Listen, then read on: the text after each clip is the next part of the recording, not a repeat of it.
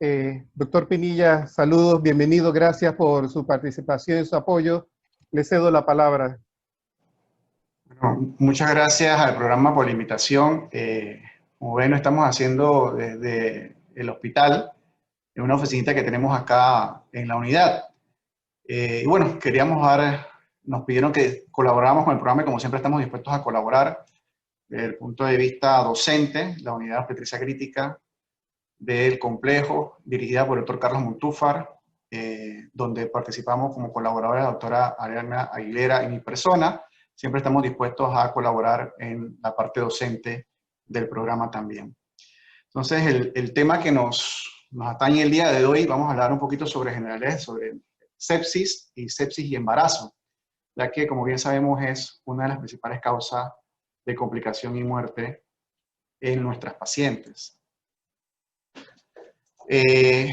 Bueno, los objetivos que vamos a tratar de llevar a cabo durante este tiempo de conversatorio va a ser una introducción, definición, factores de riesgo, identificación y el manejo de las pacientes con cuadro séptico. Importante en cuanto a la introducción es que tiene una incidencia, por lo menos en sepsis en población abierta mundial, no ha variado tanto, más o menos unos 750.000 casos por año, con un incremento de 1.5% por año en la incidencia de sepsis en población abierta, que tiene una mortalidad rondando el 29% y costos importantes en salud de más o menos 16 billones de dólares. Desde el punto de vista materno, sí sabemos que anualmente se presentan en promedio más o menos unas 260.000 muertes por causa de la sepsis. Esto lleva una tasa más o menos de 8 a 10% de todos los embarazos se pueden complicar con cuadro infeccioso y un shock séptico, que en este caso no es la estadística tan elevada, puede rondar hasta el 0.01%.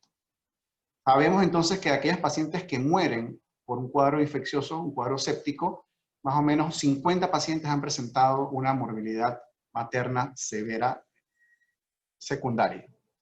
Es la tercera causa de muerte a nivel mundial, dependiendo de los países también. Esto puede ir variando, pero en promedio se ubica más o menos en la tercera causa de muerte, con una tasa de letalidad que puede ir entre un 7% en países desarrollados hasta un 12% en países en vías del desarrollo.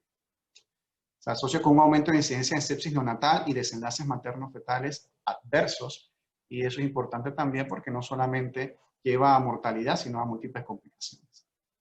Entrando un poquito en la parte de definición, esto ha venido variando a través de los años, diferentes guías han venido publicando, tratando de tener un consenso de cuál sería la definición de un cuadro séptico, y la estadística por parte de obstetricia no es muy buena, debido a que no hay una definición clara realmente de qué paciente o cómo es la definición o el diagnóstico de sepsis durante el embarazo.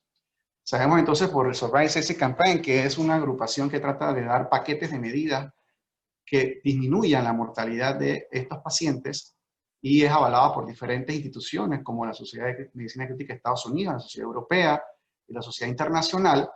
Han llegado a definir entonces en este consenso del sepsis 3 la sepsis como una disfunción orgánica potencialmente mortal causada por un trastorno en la regulación de la respuesta del huésped a la infección. Esa es la definición etiológica, y la definición operacional o conceptual sería que es una disfunción orgánica caracterizada por un aumento súbito en un puntaje mayor o igual a 2 de un índice de SOFA, que es la secuencia de la insuficiencia orgánica asociada a la sepsis, producida por una infección. Y tenemos que el choque séptico es un subgrupo de la sepsis que se caracteriza por trastornos circulatorios y del metabolismo celular significativos que aumentan considerablemente la mortalidad. Como criterio clínico tenemos que es una hipotensión que requiere el uso de vasopresores para poder mantener una presión arterial media mayor o igual a 65, y estos pacientes mantienen lactatos séricos elevados, mayores de 2, independientemente de la reanimación que han tenido con líquidos de manera inicial. Entonces, sabemos entonces que la infección o el cuadro séptico es una infección que produce un daño a órgano blanco que tiene el paciente, y que el choque es aquel daño tan importante o tan severo que necesita una reanimación, la cual el paciente no responde a pesar de ella. Queda claro entonces que para diferenciar sepsis de un proceso infeccioso es un diagnóstico de descarte. ¿Por qué descarte? Esto es importante que lo tengamos claro, porque no podemos hablar de infección hasta que no hayamos descartado que no sea un cuadro séptico, y eso lo vamos a descartar buscando daños a órgano blanco. Esos daños a órgano blanco pueden ser desde el punto de vista clínico, que los podamos estar evaluando, o desde el punto de vista de laboratorios. Es por eso que todas las pacientes deben ser abordadas y manejadas como un cuadro séptico hasta que yo demuestre lo contrario con la utilización de mi armamental clínico o bioquímico. Vemos entonces que esta definición de sepsis, del consenso sepsis 3, no está válida en pacientes obstétricas. Utiliza indicadores pronósticos como el SOFA, el Quick SOFA, que tampoco están validados en la parte obstétrica, debido a que los cambios fisiológicos del embarazo pueden llevar a que tengamos infradiagnósticos o sobrediagnósticos, siendo los últimos los más frecuentes, los infradiagnósticos, los primeros, perdón. Y la Organización Mundial de la Salud entonces tiene una definición que saca en el 2017, también conceptual, que habla que es una enfermedad potencialmente mortal, definida como una insuficiencia orgánica causada por una infección durante el embarazo, el parto, el periodo posaborto o el puerperio. Vemos entonces que nuestras pacientes tienen una amplia gama de ventanas donde puede presentar un proceso infeccioso que comprometa su vida, produciendo daño a órgano blanco y llevándola entonces a muerte. Se formulan criterios clínicos sencillos y prácticos para el reconocimiento y la confirmación. Para que tengamos una idea de cómo ha venido evolucionando las diferentes definiciones desde 1992 con el concepto de SIRS, sepsis, sepsis severa y shock séptico, como a partir del 2016 hablamos sobre sepsis y shock séptico. La sepsis severa ha sido eliminada del abordaje debido a que se trata de diferenciar un proceso infeccioso simple de un proceso infeccioso tan severo que puede condicionar la muerte del paciente, al cual vamos a llamar sepsis, y el shock séptico es aquel proceso donde necesitamos una reanimación importante, ya sea con líquidos, no responde al mismo e iniciamos nuevamente o iniciamos el uso de vasopresores para poder mantener una estabilidad en este paciente. Entonces, la mortalidad incrementa. Para que tengamos claro, la mortalidad en los pacientes sépticos puede estar rondando entre un 25 a un 30%. Y la mortalidad en los pacientes que tienen un shock séptico puede estar rondando más o menos un 44 al 50%. Entonces, es importante que tengamos claros el concepto, debido a que cuando colocamos este diagnóstico de sepsis o shock séptico, estamos ante una paciente que tiene una alta tasa de mortalidad. Y por ende, nuestro abordaje y manejo debe ser muy agresivo para poder rescatarla. Vemos también entonces los factores que presentan la escala de SOFA y el Quick SOFA. Aquí no debió haber aparecido las dos al mismo tiempo, pero bueno, vemos que el SOFA tiene una escala que evalúa patrones respiratorios, laboratorios, para ver cómo están las plaquetas, la bilirrubina, si hay datos de hipotensión, requerimiento de medicamentos o drogas, van aumentando entonces el puntaje y esto va incrementando la mortalidad del paciente.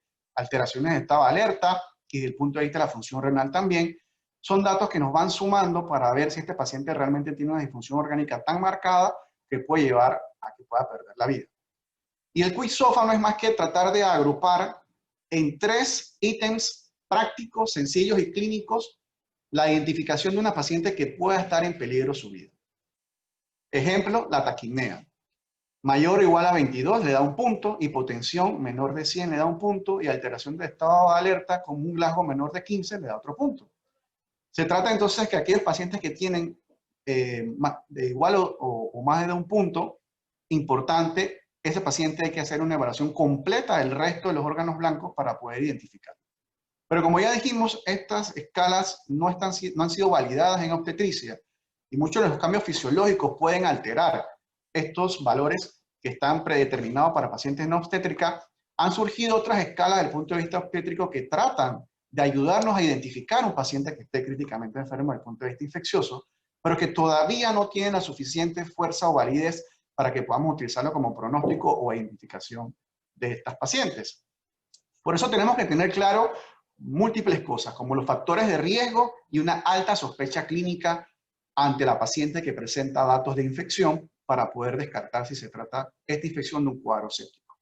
Estos factores de riesgo pueden ser desde el parto en condiciones poco higiénicas, malnutrición, primiparidad, ruptura prematura prolongada de membranas, La cesárea también puede ser un foco infeccioso, un factor de riesgo para infección. Obesidad, diabetes mellitus, anemia, inmunosupresión, antecedentes de enfermedad pélvica inflamatoria e historias de infecciones por estreptococo del grupo B. Como vemos, muchas de nuestras pacientes tienen estos factores de riesgo, entonces, por ende, todas deben ser vigiladas y monitorizadas. Como dijimos, los cambios fisiológicos llevan en ocasiones a confundir al clínico produciendo un sobrediagnóstico o un subdiagnóstico, siendo el subdiagnóstico lo más frecuente que se presenta. Subestimamos a nuestras pacientes, porque muchas veces estas pacientes lucen bien, a pesar de que tengamos alguna alteración, no lucen tan descompensadas, y cuando se descompensan es que empieza una cascada que puede ser irreversible, llevando a la muerte. Limita la capacidad de la embarazada para compensar los trastornos producidos por la sepsis grave, resultando a menudo en una disfunción orgánica. Vamos a ver un poquito sobre estos cambios fisiológicos que tiene la embarazada, los cambios que produce la sepsis como tal y cuál sería la combinación de estos efectos en nuestra paciente al final. Y desde el punto de vista cardiovascular, sabemos que nuestras pacientes presentan una disminución de las resistencias vasculares periféricas, hay un incremento del gasto cardíaco, un incremento del volumen sanguíneo que puede ir arriba de un 50%, y que el útero grávido después de las 20 semanas puede producir una compresión aortocava, alterando entonces las variables hemodinámicas. Si le sumamos a este paciente que tiene un cuadro infeccioso y ya per se la sepsis produce reducción de las resistencias vasculares periféricas, vasodilatación, taquicardia y depresión miocárdica, estas pacientes pueden llegar rápidamente con esta combinación a un colapso hemodinámico. Desde el punto de vista respiratorio, hay una disminución de las resistencias vasculares pulmonares, hay una disminución de la presión coloidosmótica, incremento de volumen tidal y una disminución del volumen residual y de la capacidad residual funcional y un incremento de la ventilación minuto. Con la sepsis hay un aumento de la permeabilidad y presión microvascular, llevando entonces a una lesión pulmonar aguda. Entonces nuestras pacientes rápidamente pueden declinar su saturación y llevarla entonces por una disminución de la presión coloidosmótica que tiene propia la paciente embarazada a desarrollar distrés respiratorios agudos importantes. Hematológico es un incremento de los factores de la coagulación, una hipercoagulabilidad. Si sumamos esto también que se produce este efecto procoagulante en la sepsis y un decremento de la fibrinolisis, estas pacientes pueden llevar a la formación de hipoperfusión, difusión orgánica e incrementa la fibrina microvascular con formación de trombo. Entonces, fácilmente pueden terminar en una coagulación intravascular diseminada. Desde el punto de vista renal, los cambios que se producen con el embarazo, con el aumento de la tasa de filtración glomerular, tenemos entonces un aumento del flujo plasmático renal, van a producir una disminución de la creatinina y nitrógeno urea, que puede sesgarnos al momento de hacer un diagnóstico porque podemos tener creatininas que para la población no obstétrica son normales, pero que para la embarazada ya puede ser patológica. La dilatación de los sistemas colectores, inicialmente por la progesterona y posteriormente por la compresión que produce el útero, la hace más propensa a desarrollar infecciones urinarias. Y vemos entonces que los procesos infecciosos que nos llevan a una necrosis tubular aguda, inducida por lesiones de isquemia, reperfusión, la vasoconstricción causada por la angiotensina y la actividad simpática por las citoquinas, la tormenta citoquina que produce los procesos infecciosos, nos van a llevar entonces a que esta paciente tenga, sea propensa a desarrollar procesos infecciosos importantes a nivel urinario. Gastrointestinal, disminución del tono del esfínter esofágico inferior, retraso del vaciamiento gástrico. En el punto de vista de la sepsis, hay un sobrecrecimiento bacteriano del tracto gastrointestinal y una depresión de la función de la barrera intestinal que va a llevar entonces a que estos pacientes sean más propensos a desarrollar neumonías por broncoaspiración. Tenemos entonces causas obstétricas y causas no obstétricas de los cuadros infecciosos durante el embarazo. Propias del embarazo, aborto infectado, infecciones intramnióticas, endometritis puerperal y las mastitis. Y las que están asociadas al embarazo o que pueden ser exacerbadas por el embarazo, la infección de vías urinarias, la neumonía y la infección del sitio operatorio, que vienen siendo datos de infección importantes que llevan a sepsis a nuestros pacientes. El reconocimiento precoz y el tratamiento de la sepsis es de suma importancia para la reducción de la mortalidad, pero para iniciar el tratamiento tenemos que identificar que estamos ante un cuadro séptico. Porque así mismo que cuando colocamos ese título a esta paciente, sepsis, nos lleva entonces a entregar un paquete de medidas que nos van a permitir disminuir la mortalidad de la misma. Pero si no identificamos a esta paciente, no vamos a entregar este paquete de medidas y la mortalidad va a incrementar. A diferencia del trauma y el accidente cerebrovascular o el infarto agudo del miocardio, Los signos iniciales de la sepsis son sutiles y fácilmente pasan desapercibidos por los médicos. Esto, como dijimos ya, por los cambios fisiológicos que presenta la embarazada, se exacerba. Son sutiles, no los identificamos, los infravaloramos. Al igual que estas patologías, la sepsis es una emergencia sensible al tiempo. Importante entonces la identificación, ya que la sobrevida es mayor mientras más temprano la identificamos y instauramos tratamiento precoz. Para esto vamos a hablarles de una serie de herramientas que ustedes pueden tener para identificar a aquellos pacientes que ya han llegado con un proceso infeccioso y usted quiere estar seguro o que tiene un proceso séptico o una vez en la sala de hospitalización le estén desarrollando un proceso séptico producto de la infección que los llevó a ustedes a admitir al paciente. Sabemos entonces que la presión arterial y la frecuencia cardíaca son pobres predictores. Hay 10 signos vitales que nos pueden ayudar porque son mucho más sensibles a la detección de la hipoperfusión en los pacientes con sepsis y de esto no escapa la paciente embarazada. La valoración de estos signos nos permite al equipo médico una respuesta rápida de emergencia para detectar tempranamente qué paciente está desarrollando un cuadro séptico y poder implementar entonces las medidas terapéuticas. Sabemos entonces que la alteración de un parámetro de estos 10 signos vitales conlleva a la evaluación de todos.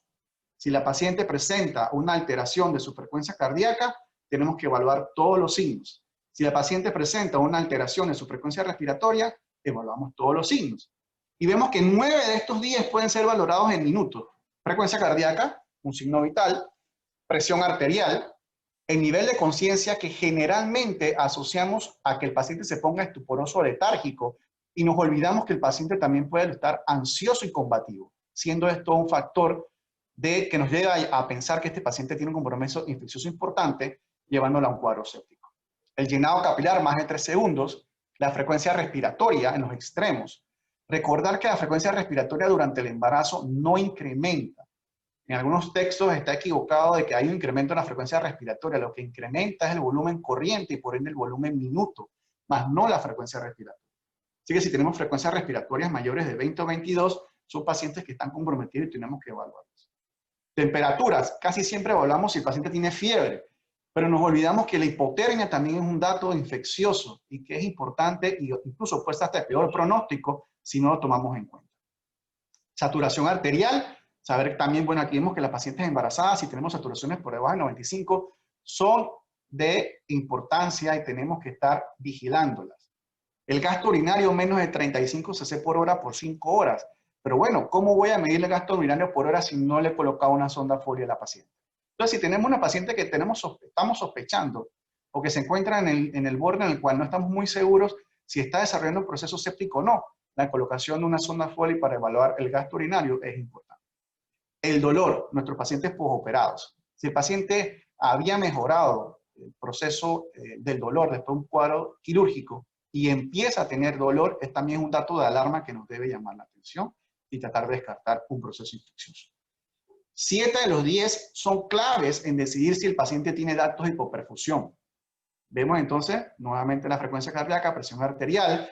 Aquí evaluamos también, además de lo que ya hemos discutido previamente, el lactato. El lactato es importante. Una gasometría nos permite evaluar el exceso de base y el lactato, que son importantes en la evaluación de la hipoperfusión tisular. Y asociado al proceso clínico del paciente, podemos entonces estar seguros si este paciente está desarrollando un proceso séptico. Y vamos a ver más adelante que es parte de la reanimación de los pacientes con sepsis, la evaluación del lactato. Si 2 de estos 7 están presentes, el paciente se considera de alto riesgo. ¿Cuáles son? Hipotensión.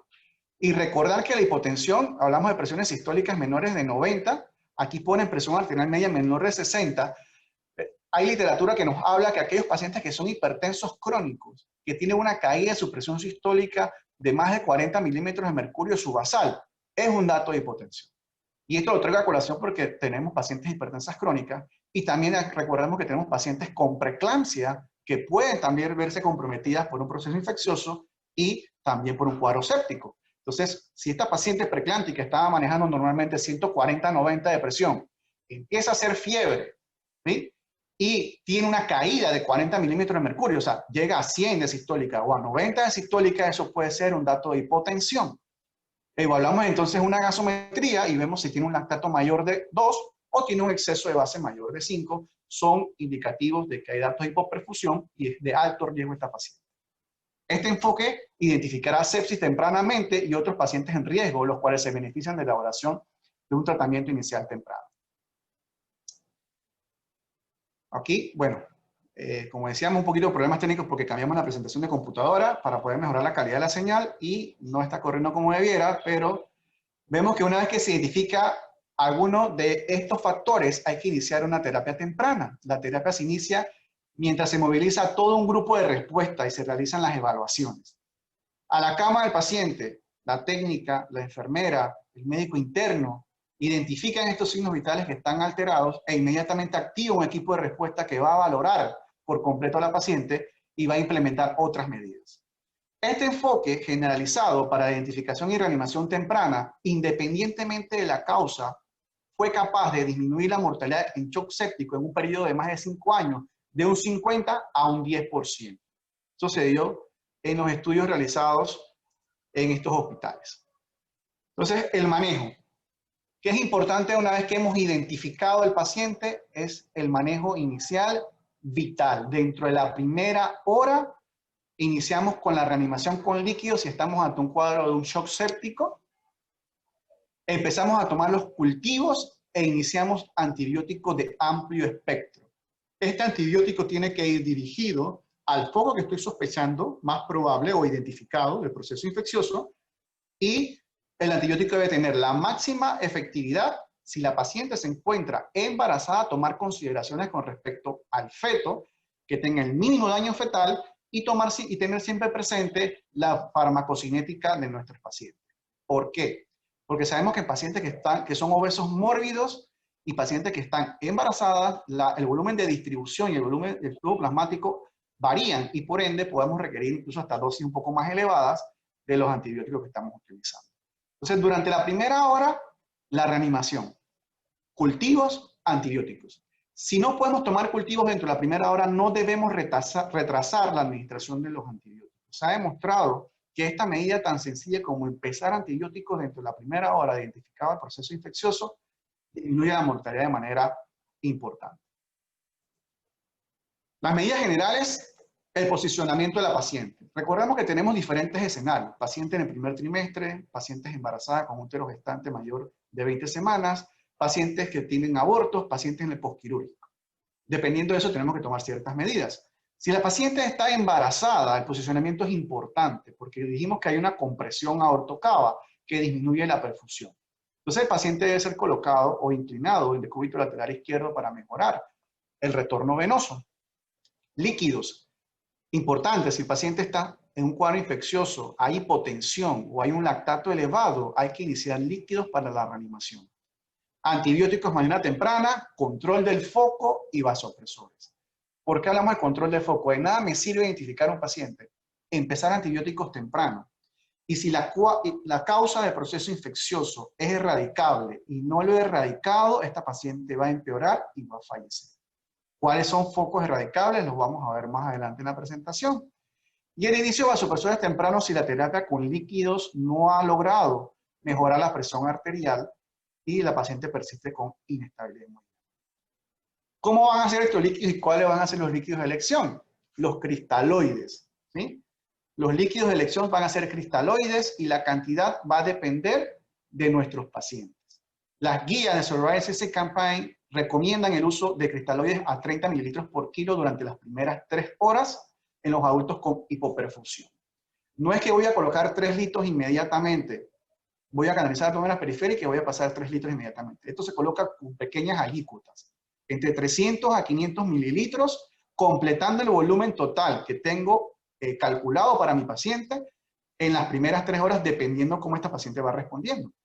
Y si este paciente requiere más de esa cantidad de líquidos durante estas primeras 3 horas, porque le puse 500, recuperó la presión, pasa media hora y vuelvo y le baja la presión, le pongo 500 más, completa esta cantidad de líquidos y se vuelve hipotensa de este paciente, estamos hablando de que tiene un cuadro, un shock séptico. Si el paciente no aclara su nivel de lactato, tiene un lactato inicial en 4 milimoles, se coloca en la cantidad de líquido que hemos calculado y si este lactato no ha bajado por debajo de 2, tenemos un shock séptico en estos pacientes. Entonces, de eso se trata el volumen completo y habla de las primeras 3 horas. Porque si el paciente mejora con los primeros 500 mililitros, no le pongas más volumen al paciente, porque sabemos que la paciente tiene un riesgo de edema de pulmón. Las guías obstétricas hablan de disminuir la cantidad de volumen y tener más o menos, o calcularle en cantidad de líquidos totales a no más de 20 mililitros por kilo.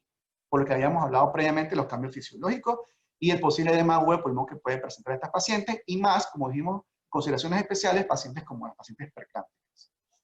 Hay que evaluar siempre la respuesta a líquidos. Yo pongo 500 mililitros y evalúo si esos 500 mililitros produjeron una respuesta satisfactoria. Evalúo si esta paciente disminuye su frecuencia cardíaca, esta paciente recupera su estado de alerta si estaba somnolienta, si esta paciente no está orinando y empieza a orinar, esa es como evaluamos la respuesta a líquidos. Por eso que son pequeñas alícuotas e inmediatamente evaluar respuesta. Estas alícuotas no pueden demorar mucho tiempo en ser infundidas. Ese es otro concepto importante que tenemos muy claro acá con nuestras enfermeras. Si le mandamos a colocar 300 o 500 mililitros de volumen, debe pasar en menos de 30 minutos para poder evaluar la respuesta a ese volumen que estamos instaurando. ¿Cuáles van a ser estas metas que vamos a estar vigilando? Tenemos datos clínicos del paciente y hay pacientes dependiendo de su compromiso que puede incluso requerir intubación y que no vamos a tener datos clínicos, entonces podemos utilizar unas variables que pueden ser o estáticas o variables que van a ser dinámicas. Dentro de las variables estáticas, que no son las mejores, pero sí son las únicas con las que contamos al momento de tener este diagnóstico, tenemos la presión venosa central, que es a través de la instauración de un catéter por una vena central, ya sea una vena yugular o una vena subclaviana. Y para ello, entonces, tenemos como meta o parte de la reanimación es, bueno, utilizar una PVC entre 8 a 12 aire ambiente o una PVC entre 12 a 14 en pacientes en ventilación mecánica por la presión que hace el ventilador, que puede incrementar la presión en las venas. Son preferibles y de elección las variables dinámicas para valorar la respuesta a volumen de nuestras pacientes. Y de elección es el ecocardiograma, porque lo podemos tener a la cama del paciente, se puede repetir en varias ocasiones y no es invasivo. Pero es una medida que no todos estamos capacitados para poder instaurar en la cama del paciente. Entonces, se utilizan otras medidas menos invasivas, dinámicas, que ya utilizarían mínimamente invasiva una línea arterial, utilizando la variación de la presión de pulso, que es una medida que nos dan los monitores Spacelab cuando tenemos las pacientes en shock séptico, o la elevación pasiva de miembros inferiores, que ha tenido estudios en embarazo que tienen un valor predictivo positivo que rondan hasta un 100%, especificidad de un 100% y una sensibilidad de 75%, para saber si la paciente va a responder o no a volumen, y vamos a pasar a detallar cómo funciona. Este es un estudio que se hizo en pacientes embarazadas entre 22 a 24 semanas. Vemos la posición, la paciente más o menos 45 grados, y tenemos una elevación de los miembros inferiores en 45 grados. Esta elevación de los miembros inferiores nos va a llevar un retorno de la sangre que se encuentra en las extremidades hacia el corazón. Y si vemos que esta paciente, al momento de hacer esta medida, esta intervención, y está siendo monitorizada, ya sea por un gasto cardíaco, ya sea por una variación de la presión de pulso, otra forma de monitoreo hemodinámico que es el volumen sistólico del sistema vigileo de Edwards, y hay un incremento de un 10% en estas variables, entonces sabemos que estas pacientes van a seguir respondiendo a volumen. Y podemos seguir instaurando volumen. En este estudio, utilizando la elevación pasiva de miembros inferiores, comparando las pacientes que no estaban embarazadas, que son las de línea blanca, los cuadritos, los rectángulos blancos, con las pacientes, las embarazadas, el cuadrito blanco, con las no embarazadas, el cuadrito, los rectángulos negros, vemos que no hay diferencia, o sea que es efectiva esta medida, que ya se ha comprobado su utilidad en la paciente no obstétrica. Se tenía dudas si en la paciente embarazada por el útero gestante esta intervención podía darnos luces, si el paciente podía responder a no volumen, y se demostró que no hay un cambio tan importante, que por ende nos sirve también en los pacientes embarazadas la instauración de esta medida para evaluar la respuesta a líquidos. Vamos a profundizar un poquito aquí en cuanto a los manejos de líquidos. Hay varias etapas en la reanimación de un paciente cuando utilizamos líquidos. La primera etapa, que es de rescate o de reanimación, cuando el paciente está lo más agudo, se instaura en los primeros minutos a horas y va, como dijimos, a hablar sobre bolos de líquidos que en total van a llevar entre 1 a 2 litros para revertir la hipoperfusión y el choque del paciente. En total.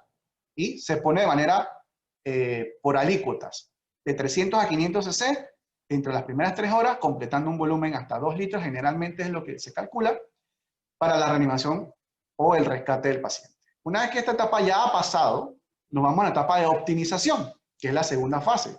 Sopesar riesgo-beneficio de seguir administrando líquidos. Le puse 2 litros al paciente, sigue hipotenso. Probablemente este paciente no va a responder a líquidos y si le sigo colocando más líquidos, lo que va a generar es complicaciones secundarias a la infusión de estos líquidos. Entonces requeriría, en este caso, el uso de vasopresor. Entonces sí es importante que estemos claros que en la optimización tenemos que buscar medidas para poder saber si el paciente me va a mejorar el gasto cardíaco y la perfusión si le sigo añadiendo más líquidos. O si ya es necesario pasar a drogas como los vasopresores. En la etapa de estabilización, donde ya el paciente está estable, es la tercera fase, 24 a 48 horas después del inicio del shock séptico, tenemos que intentar que nuestros pacientes vayan a un balance de líquidos netos que sea entre neutro a negativo. ¿Sí? Porque está demostrado que aquellos pacientes que tienen balances positivos incrementan la mortalidad en cuidados críticos. Y la cuarta fase, que es la de calación, hay una marcada por la resolución del choque, ya el paciente ha salido del choque, la recuperación de los órganos afectados se ha dado, tenemos entonces nosotros que implementar medidas agresivas para la eliminación de líquidos y llevar a estos pacientes a balances negativos. Antibióticos. Hablábamos de la reanimación inicial porque el paciente no puede permanecer hipotenso por periodos prolongados y por eso que hablamos primero de líquidos y como dijimos, los antibióticos son una piedra angular dentro de la primera hora. El uso de antibióticos de amplio espectro para el foco probable de nuestra paciente es de vital importancia. Se recomienda el inicio inmediato de la administración intravenosa de antibióticos en la primera hora de identificación de la sepsis y el shock séptico. Vemos entonces que es importante el reconocimiento y la identificación. Si no la identificamos, no vamos a empezar estas medidas de manera temprana. Esta es una recomendación fuerte con una calidad de evidencia moderada, según la Surveillance Campaign. Se recomienda el tratamiento empírico de amplio espectro con uno o más antibióticos como profilaxis de antibióticos de todos los posibles patógenos. ¿Cuáles son los posibles patógenos en nuestras pacientes embarazadas, puérperas o posaborto? Polimicrobiano. Una flora polimicrobiana y por ende tenemos que utilizar antibióticos que cubran la mayoría de estas bacterias. Cocos gram positivos, bacilos gram negativos, anaerobios, son los patógenos más comunes que se encuentran en las pacientes embarazadas. Esta es una revisión del 2018 sobre sepsis y embarazo, donde trata de ver cuáles son los posibles focos infecciosos de nuestras embarazadas, más o menos en qué tiempo se presentan estos procesos infecciosos durante el embarazo, cómo los puedo evaluar, cuál sería el antibiótico de elección. Entonces, como ven, tenemos procesos infecciosos desde enfermedad pélvica inflamatoria que se presentan generalmente en su primer trimestre, apendicitis que se presentan entre el segundo trimestre con mayor frecuencia, es menos frecuente en el primer y el tercer trimestre, las pielonefritis, que son una causa importante de infección sepsis y shock séptico en las pacientes embarazadas, que se presentan en el segundo y tercer trimestre más comúnmente, menos en el primer trimestre, las neumonías que se pueden presentar en cualquier trimestre del embarazo y en el puerperio, y las endometritis que son más comunes en el posparto. Entonces, para cada una de estas infecciones que son las más comunes durante el embarazo, tenemos que buscar las medidas para evaluarlas y descartarlas y así mismo se encuentra cuáles serían los antibióticos de elección. Como hablábamos, los procesos infecciosos urinarios y las neumonías, que son una de las principales causas de ingreso a la UCI, generalmente necesitamos antibióticos de amplio espectro, como la ceftriaxona, cefepime o la ampicilina, gentamicina, para los pacientes que tienen su integridad, son inmunocompetentes, y para aquellos pacientes que están inmunocomprometidos, entonces sí ser un poquito más agresivos con antibióticos como la piperacillina, tazobactam y los carbapenémicos. Y en las neumonías, generalmente asociadas a beta-lactámicos, gram positivos y atípicos, utilizar entonces antibióticos beta-lactámicos y macrólidos. Siempre tener en consideración si puede haber meticilinoresistencia. Eso depende mucho de si el paciente ha estado utilizando antibióticos de amplio espectro, ha estado hospitalizado recientemente, y pensar entonces en la utilización de vancomicina en este escenario. Una vez más, los posibles antibióticos con los cuales podemos contar, dependiendo de donde usted se encuentre, dónde le llegue el paciente, así uno puede ir utilizando este armamental, ampicilina, gentamicina, clindamicina, gentamicina, la triple terapia, que es muy común o era muy común en nuestros pacientes, ampicilina, gentamicina y clindamicina, o si nos vamos más que todo a monoterapias o a terapias un poquito más modernas, como piperacina tazobactam, vancomicina y piperacina tazobactam en caso de pacientes con cuadro infeccioso séptico, shock séptico severo. ¿Qué tenemos que hacer durante las primeras 3 horas de la identificación de un proceso infeccioso? Ya hemos hablado del uso de los antibióticos. Una medida importante es la evaluación del lactato. Lo mencioné previamente. Entonces, entre las primeras 3 horas, ¿qué tenemos que tener claritos? Por lo menos tratar de conseguir, si tenemos disponibilidad de ello, de medir lactato. Haber tomado los cultivos dentro de la primera hora. Haber iniciado los antibióticos de amplio espectro dentro de la primera hora e iniciar una reanimación de este paciente con un volumen total, dijimos, de 30 mililitros por kilo, pero que se va a aplicar de manera fraccionada en pequeñas alícuotas, evaluando respuesta y necesidad de mayores líquidos. La reanimación guiada por lactato puede disminuir significativamente la alta tasa de mortalidad asociada con niveles de lactato mayor de 4. La medición del lactato es una forma objetiva de evaluar la respuesta a la reanimación, mejor que otros marcadores clínicos y sigue siendo una parte integral de las definiciones de sepsis. Es por esto que es importante los que administran centros o hospitales que tienen puestos de mando o son autoridades, tratar de que nuestros lugares tengan acceso a la medición del lactato. Dentro de las primeras 6 horas, tenemos entonces que instaurar las siguientes medidas dependiendo de cómo el paciente ha venido respondiendo o no. Si el paciente no ha respondido rápidamente o de manera inicial a los cristaloides para mejorar su presión de perfusión, hay que instaurar vasopresores. No podemos demorarnos, como habíamos dicho, la recomendación eran 3 horas o 1 hora completa con el paciente hipotenso y más si está embarazada y tiene un feto viable. Entonces, hay que tomar en cuenta que podemos iniciar vasopresores de manera temprana, aunque no hayamos completado la cantidad de líquidos que estimamos que nuestro paciente requiere, si la hipotensión es marcada o la hipotensión es refractaria o demora demasiado tiempo y no responde a los líquidos que estoy colocando. Entonces, uno puede iniciar rápidamente los vasopresores. De manera periférica se ha demostrado también que pequeñas dosis de manera periférica se puede aplicar con seguridad mientras seguimos reevaluando la necesidad de más líquido, completando entonces la cantidad de líquido que necesitamos y probablemente podamos posteriormente omitir estos vasopresores. Tenemos también que volver a medir el lactato. Un lactato inicial dentro de las primeras 3 horas y dentro de las siguientes 6 horas reevaluar entonces con el lactato si este paciente ha respondido a las medidas iniciales de reanimación con líquido o la inclusión del vasopresor. Importante también que estas primeras 6 horas son para estabilizar al paciente, reanimar al paciente, y si tengo un foco infeccioso que es erradicable, dentro de las 6 a 12 horas erradicar ese foco.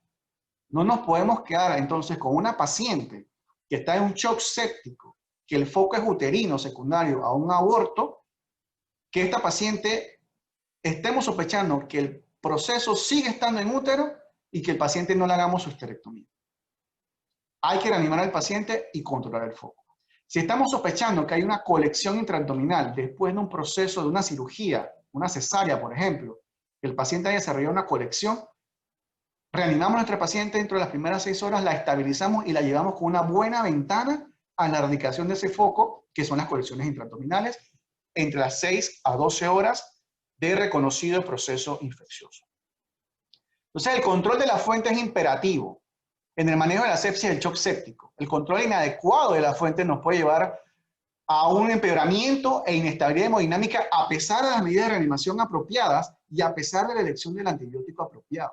Entonces, eso es importante que lo tengamos presente y debe lograrse entonces esta erradicación del foco entre las primeras 6 a 12 horas luego del diagnóstico de la paciente.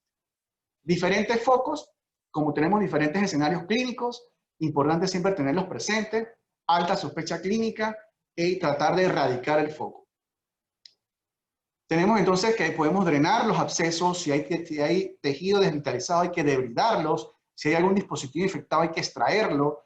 Los pacientes que desarrollan abscesos intraabdominales, esos abscesos hay que drenarlos, eso es importante, lo tengamos en cuenta. Y saber entonces que nuestras infecciones del sitio operatorio son frecuentes en los pacientes que están llevando a cesárea. Las endotoxinas favorecen la hemólisis. Las endotoxinas de las bacterias que están involucradas en estos procesos favorecen la hemólisis y la activación de la cascada de la coagulación. La terapia de sostén mientras los antibióticos hacen su efecto es importante y el foco debe ser erradicado lo antes posible. Manejar a la madre siempre es manejar al feto. Hay mucho temor en cuanto a un feto viable y una paciente que se encuentra inestable. Pero es importante entonces utilizar el feto como un monitor de la estabilidad de la madre y como un monitor de respuesta a las medidas que estamos utilizando para reanimar a esta mamá. Manejar a la madre es manejar al feto y la interrupción del embarazo debe ser inmediata, solo si el foco infeccioso es el útero o si se encuentra en un shock refractario donde tenemos un producto viable, la paciente está en franco deterioro, tenemos que intervenir entonces para poder salvar a este bebé y en ocasiones estas medidas nos ayudan también a que la paciente mejore un poco dependiendo en qué nivel se encuentra esta paciente de deterioro. Los vasopresores y los inotrópicos restauran el suministro de oxígeno a los tejidos, aumentando la presión arterial y el gasto cardíaco respectivamente. Por ende, no debemos retrasar su utilización si el paciente no logra ser estabilizado con cristaloides. El objetivo inicial recomendado es una presión arterial media mayor o igual a 65, pero cada paciente hay que individualizarla y cada paciente puede que tenga una presión arterial media objetiva. Muchas pacientes embarazadas o, por ejemplo, pacientes menores de edad con presiones medias de 60 mantienen buena diuresis, aclaran el lactato, ¿sí? Recuperan el estado de alerta. Entonces hay que individualizar también esa meta con el uso del vasopresor al paciente. Pacientes que son hipertensos crónicos probablemente requieran una presión arterial media un poquito más elevada. Eso se han hecho estudios y hasta ahora lo que sí se ha corroborado es que per se los pacientes hipertensos crónicos, las presiones arteriales medias arriba de 65, generalmente llegando a 80 milímetros de mercurio, han disminuido la necesidad de terapia de reemplazo renal. ¿Cuál sería el vasopresor de elección? Nuestras guías de embarazo no escapan a las guías mundiales. La norepinefrina ha demostrado un beneficio en la supervivencia con un riesgo menor de arritmias que otros medicamentos anteriormente utilizados, como la dopamina. No se recomienda el uso de dopamina. Con la vasopresina hay un riesgo teórico de que puede activar los receptores de oxitocina en el útero y producir entonces una labor de parto pretérmino, pero eso es un riesgo teórico que también se puede tomar en cuenta. Pero con la norepinefrina nos mantenemos como el uso del vasopresor de elección. Corticoides. Diferentes corticoides para diferentes causas. Los corticoides en las pacientes que se está sospechando que va a tener un parto antes de tiempo, producto del proceso infeccioso, no están contraindicados para maduración fetal. Dexametasona y betametasona pueden ser utilizados. La hidrocortisona a dosis totales de 200 miligramos por día está utilizada en pacientes que están en shock refractario y eso ya es un manejo más que todo en la UCI. Aquellos pacientes que tienen dosis de norepinefrina mayores de 0.03 micras kilo minuto requieren la adición de otro vasopresor y por ende también van a requerir la utilización de hidrocortisona para mejorar su estado de shock y mejorar su pronóstico. ¿Cuáles serían los indicadores de pobre pronóstico en nuestros pacientes? Principal, retraso en el diagnóstico inicial. Por eso enfatizamos inicialmente en que hay que sospechar el cuadro, hay que descartar el proceso séptico. La infección es un diagnóstico de descarte. Toda paciente está séptica hasta que yo demuestre por mi evaluación clínica y por los laboratorios que estoy tomándole que no tiene un daño a órgano blanco. Donde yo identifique que hay un daño a órgano blanco, esta paciente está séptica. Entonces es importante porque este retraso retrasa el manejo y por ende aumenta la mortalidad. Enfermedades debilitantes preexistentes. Cada día tenemos más pacientes con comorbilidades que se embarazan, y eso ustedes lo saben, pacientes hipertensas, diabéticas, con trasplante, nefrópatas. Entonces todo esto incrementa el pobre pronóstico que tienen estos pacientes si no instalamos una medida apropiada de reanimación. Pobre respuesta a fluidos también. depresión del gasto cardíaco, extracción de oxígeno disminuida, altos niveles de lactatos mayores de 4 milimoles, nos hablan de un mal pronóstico y este paciente hay que manejarla de manera agresiva, y el fallo orgánico múltiple, que lo vamos a ver a través de la alteración de diferentes laboratorios y de la clínica del paciente. El soporte cardiovascular es de suma importancia y para esto debemos conocer los cambios fisiológicos del embarazo. Ya lo mencionamos previamente. Las alteraciones del metabolismo aeróbico conllevan estados de oxigenación fetal comprometidas.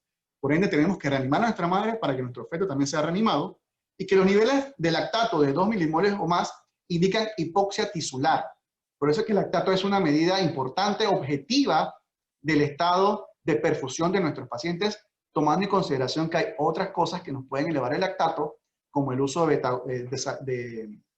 agonistas beta-2, los salbutamol, epinefrina, y pacientes que tienen compromiso hepático que no aclaran el lactato, pueden tener elevado el lactato y no ser indicativo de hipoperfusión. Pero en el contexto clínico de nuestras pacientes, si tenemos un lactato elevado, proceso infeccioso, nos debe hacer sospechar un estado de hipoperfusión tisular. Recordar que nuestras pacientes tienen un gradiente de presión oncótica menos presión hidrostática, que es la presión en cuña pulmonar, muy disminuido, que la va a llevar, sumado a afección propia de las toxinas de las bacterias, a que sean más propensas a desarrollar edema del pulmón y un distrés respiratorio del adulto. La hipotensión persistente y la hipoperfusión tisular después de una reanimación adecuada con líquidos son causas de pérdida del tono vascular simpático normal, lo que conduce a una vasodilatación, desequilibrios neurohormonales, depresión miocárdica, una desregulación microcirculatoria, disfunción mitocondrial, y esto nos va a llevar a la muerte del paciente. Por ende, las pacientes no pueden retrasarse la reanimación ni el uso de vasopresores si no responde tempranamente a los líquidos. Ya para terminar entonces, como conclusiones, todo profesional de la salud, todo profesional debe estar atento ante los síntomas y signos de sepsis materna y del rápido potencial de curso letal de la sepsis severa y el shock séptico. Es nuestro deber estar claros porque la identificación de las pacientes la van a hacer ustedes como primera línea y una vez que están identificadas pasan entonces a nuestro cuidado intensivo. Pero si ustedes no están sensibilizados con la identificación, el diagnóstico y el manejo inicial, eso va a retrasar y puede conllevar a que este paciente tenga una alta tasa de complicaciones y de mortalidad. Ante la sospecha, activar el programa de respuesta rápida oportuna y la mortalidad de los pacientes con sepsis, hipotensión y lactato mayor de 4 milimoles por litro está rondando más o menos un 46%. La interrupción del embarazo es obligatoria independientemente de la edad gestacional si el foco séptico es útero o si está en un shock refractario. Ya dijimos shock refractario, aquella paciente que a pesar de 2 vasopresores no remonta presión arterial. Los líquidos iniciales al menos 30 cc por kilo. La incorporación de los objetivos de la campaña de sobrevida a la sepsis en la práctica obstétrica es esencial para optimizar la condición materna. Y el rápido reconocimiento de la sepsis representa el 90% de la batalla. Con que ustedes identifiquen y le pongan ese título al paciente. ¿La paciente tiene un aborto infectado o la paciente tiene una sepsis de foco uterino secundario a un aborto infectado? Donde usted identifica, hemos ganado el 90% de esta batalla. ¿La paciente tiene infección de vías urinarias o la paciente tiene un cuadro séptico cuyo foco es una pielonefritis? Al usted identificar y colocar la palabra sepsis, 90% de esta batalla está ganada porque inmediatamente usted se gatilla instaurar medidas e integrarle todo el paquete de medidas que recomienda la Survivor Sepsis Campaign. Y bueno, este pensamiento, que es lo que nos impulsa siempre a tratar de seguir creciendo, de seguir estudiando y seguir aprendiendo, es que lo que creemos saber es lo que generalmente nos impide aprender. Una vez que usted cree que ya domina un tema, eso lo va a limitar a seguir creciendo y aprendiendo aún más sobre el mismo tema. Así que, sin más que agregar, quiero dar las gracias a todos ustedes por estar aquí en este momento conectados con nosotros y al programa por habernos invitado a participar en esta docencia.